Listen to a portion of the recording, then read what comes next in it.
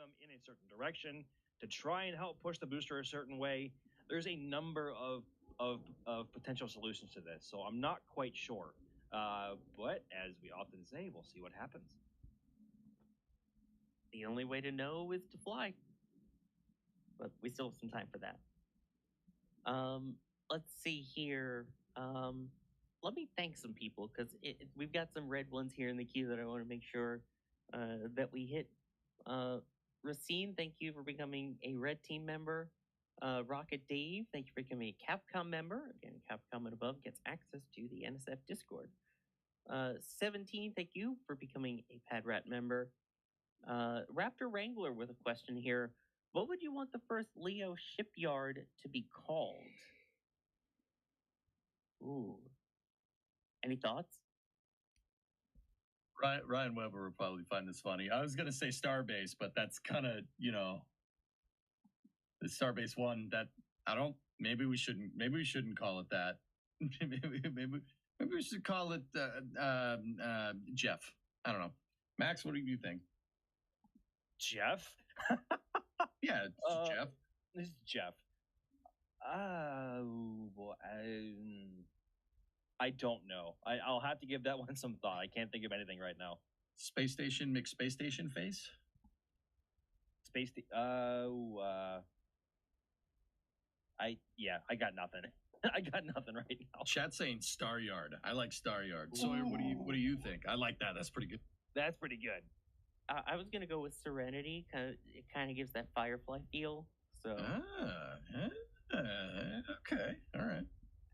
I don't know. For some reason, it made me think of it. So yeah, that would be mine. But it's a good question. Interesting to see what Chad thinks would be a good name for it too. Star Yard. That rolls I like that quite nicely. Yeah, nice. And it keeps with the star motif: Starship, Exactly. Starlink, Starbase, Star Yard. Yeah, because it's not confusing enough as is with all the star everything. No, it's great. Not. Starlink, yeah. Star Shield, Starship, Star Yard, Stargate, Star Max, Star EJ. Oh, sorry. Oh yeah. Oh, whoa. Exactly. We all know I'm the real star here. Anyway. Wow. Wowee. No holds barred today. What can I say? And hopefully no holds in the count as we keep going with launch. And why'd you gotta say it out loud, man? Yeah. I didn't say the bad word. He did not, and also there was nothing really negative insinuated there. But that was like right on the edge, though. I have to say. It's bad juju, man. It is bad juju. You're right, EJ. It is bad juju. Bad juju, but again, amazing support here from viewers. Gary with a $20 super chat saying, "No astronaut is ever going to want to get aboard a Starship whose forward flaps are only 98% whole. If SpaceX determines it will need to replace flaps every flight, how much will this disrupt their plans?" I mean, I think the main goal is to not keep having flap issues, and that's something that I know that they've been focusing on with all their testing to hopefully fix for version 3. Am I wrong? No, I think it's like having to replace aircraft engines after every single flight. That's just not feasible. And if they're having to replace ship flaps after every single flight, obviously the design is not optimized. Therefore, likely not able to receive human certification. So I don't think that will be a thing. If they are having the issue of having to constantly swap out flaps, maybe they can find a way to have that commercially certified, but at least not for humans. If it was to fly humans, it needs to be dent and nuts 100% reliable. If not, if they were to have any issues, there has to be many constituents to be, or I should say, scenarios in which that the probability of making it home alive is still great enough. So, but I think swapping out flaps is certainly a negative on that part. Well, okay, I got a question. Gary, talk to me, Goose. Why are we thinking that SpaceX would be okay with having bad flaps? I mean, Raptor 2 wasn't reusable enough for them, so they just redesigned it Raptor 3, one of the most complicated fluid management and rocket engines ever devised. Right? With the way that SpaceX iterates on their design, they're not going to accept, that flap gets burned. It's fine. You know, now, I'm not trying to denigrate the shuttle program, but this is not the shuttle program, dude. They'll fix it. They'll figure out something that works. That's clearly, very clearly. I mean, look at that tin can that's on your screen right now. They'll figure out something. You know, they've quite actually had this thing blow up in their face, and they figured out something. They figured out a way to do it. I don't think SpaceX will take. You know, if physics comes back, and you know they fly a Starship, and physics is like, no, I'm gonna burn through this flap. I hate you. You know, SpaceX will be like, no, we're not taking no for an answer. We'll figure out a way to get around that. You know what I mean? Yeah, physics schmizzics. It's not important. Yeah, it's all Greek to me. I mean, they do use some Greek letterings, I guess, with like delta, V, and that kind. Anyway, I made a pun and you didn't get it? That's like the one time I'm going to do that. EJ skill level unlocked? Question mark. I'm sorry, I was still punned out from the lip stream when I had to do 3 minutes and 45 seconds straight of puns. If you missed that, Oh, I don't know if you would want to replay it, but it was there. No, Really? I will not I wasn't partake. aware of this.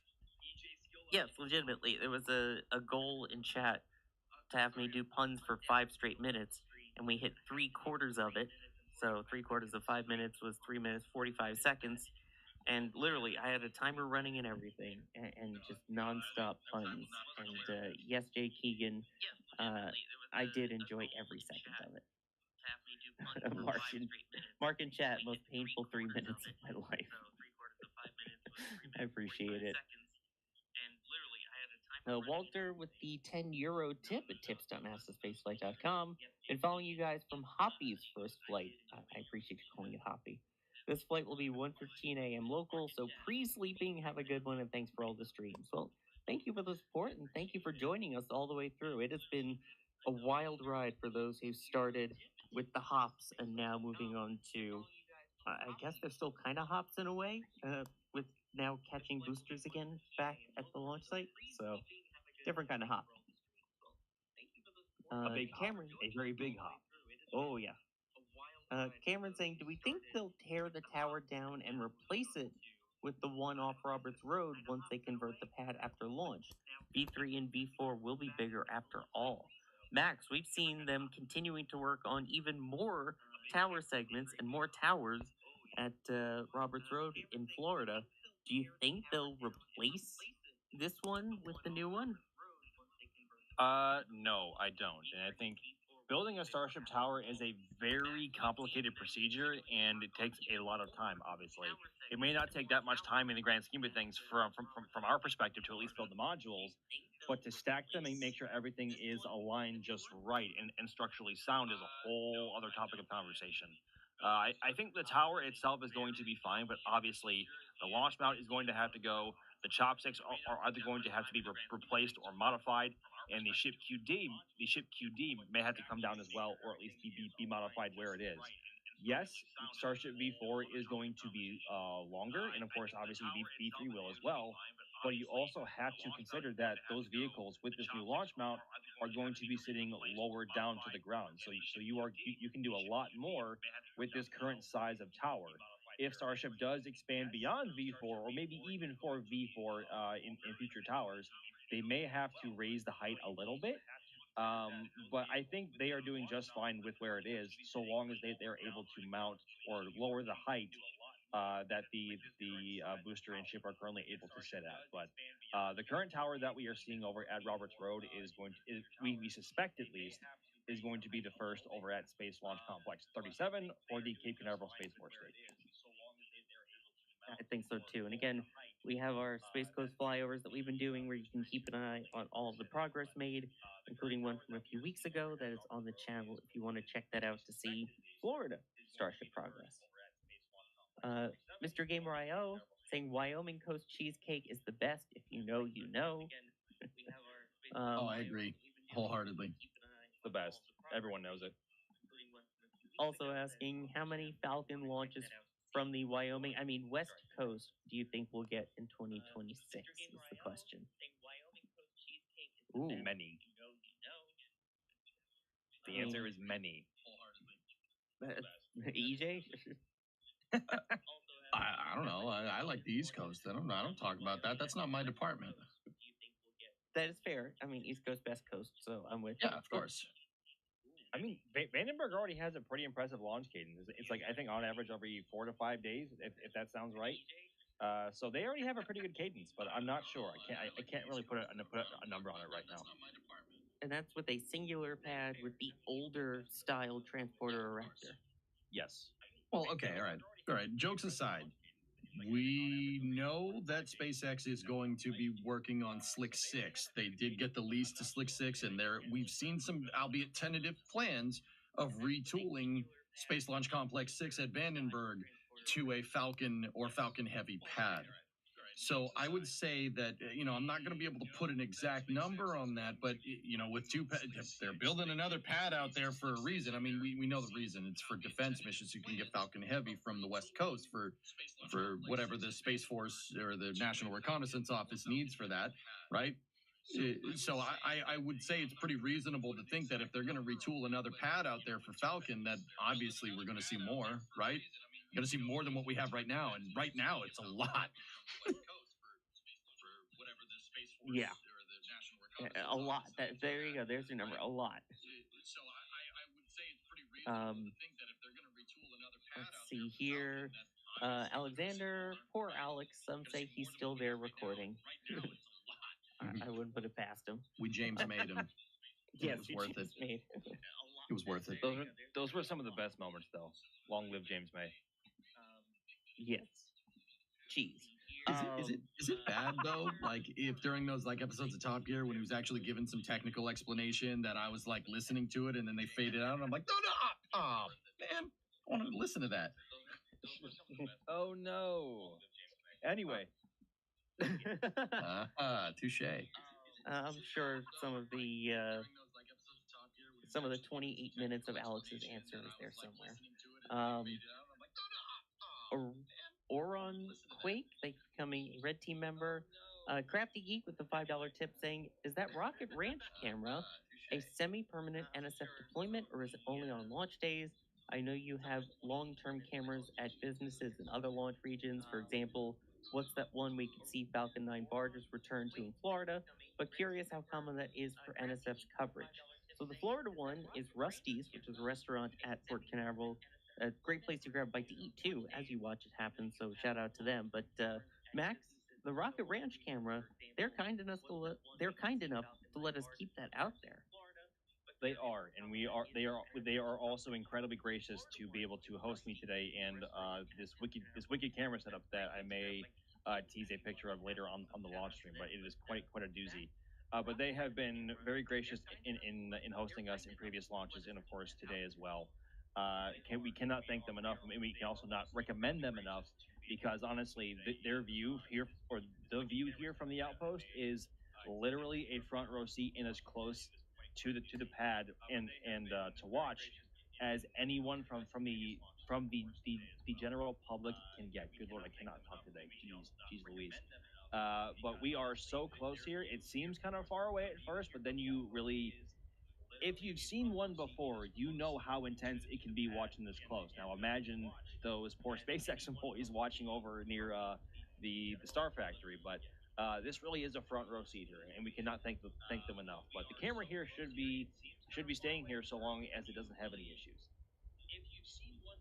Yes, and of course, I believe there's a command in chat as well for it if it hasn't already been spammed. They're awesome out there at the Rocket Ranch. So again, thank you to them for letting us have that camera there. And then Danny McPhee becoming a PadRat member, Sergio becoming a Red Team member, John becoming a PadRat member, Screen Name saying, nice video, it's great to see the mods featured. Also, thank you, Alex, for your educational speech. We totally heard every word. Let's see here. This was an interesting one. EJ Granger's wondering, what would be the steps to get Starship cleared for re-entry over U.S. soil for possible return to launch site situations? Well, guys, it's not just about, we think the ship's safe enough. We think the ship's safe. The flight data. Flight data is your primary driver of safety. That's the big one. I mean, Sawyer, cast your mind back to the early days of Falcon 9 landing. Like they were like, don't get anywhere near this thing, near the landing zone. Like they'd shut down the entire Space Coast for one of these landings, right? Nowadays, it's just, okay, just don't go over near that launch pad. Obviously, there's soft roadblocks all over the Cape when like a Falcon 9 does an RTLS, right? But like the disaster area, the area that's cordoned off, your detonation area is much, much, much, much smaller. And it's because Falcon 9 flies a lot. SpaceX is going to need a good amount of data here before we can get some like re-entry over populated areas, which is why, like, as much as we all wanted to see a ship catch sometime soon, probably going to need at least 2 to 3 more flights getting, on orbit and then coming back down and then getting a good landing. Like you got to prove maybe not like a landing at sea in the future. You got to prove out that this thing can come down in one piece and it's not going to, have any like crazy issues, right? And once again, SpaceX has been proving that to an extent with Ship 37, Ship 31, and Ship 29. We don't talk about the other ones. They have been proving it to an extent, but those are from suborbital trajectories. You're not coming back from full orbit, right? And the reason why they haven't gone full orbit is because they don't have enough data on Raptor reignition. They need more data on reigniting a Raptor on orbit so they can make sure that they can bring it down. It's a step-by-step process that will get you there. And long story short, you just need more flight data, which I'm for one, I'm pretty okay with. Sawyer, you good with that? You good with more Starship flights?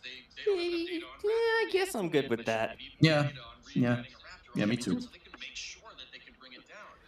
Um, let's see here. Uh, Alan is wondering, as we're talking about more Starship flights, do we have an approximation as to when in 2026 we're looking at a potential Starship Flight 12 launch? I know we had the video earlier with some of the team members with their opinions, but for the people that are here, Max, what do you think?